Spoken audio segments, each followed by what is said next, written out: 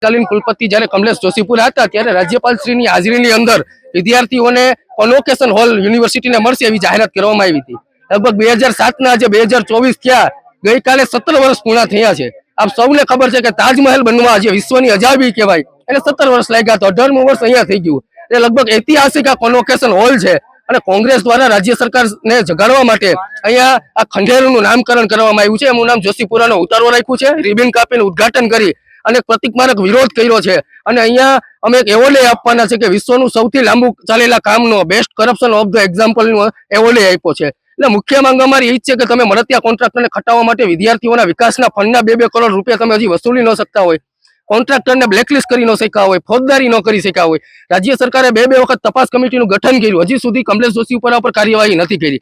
ખરેખર ખૂબ જ શરમજનક બાબત છે. અમારી એક જ માંગ છે, અમારો વિરોધનું એક જ કારણ છે કે વિદ્યાર્થીઓને કોન્વોકેશન હોલ મળવો જોઈએ.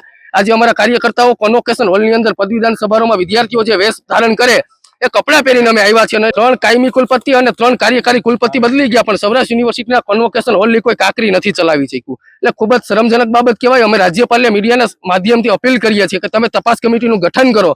તમે યુનિવર્સિટીના સાચા ચાન્સલર હોય તો તપાસ કમિટીનું ગઠન કરો. અમે વિપક્ષ તરીકે પુરાવા આપીશું કે અહીંયા 2 કરોડનો ભ્રષ્ટાચાર થયો છે.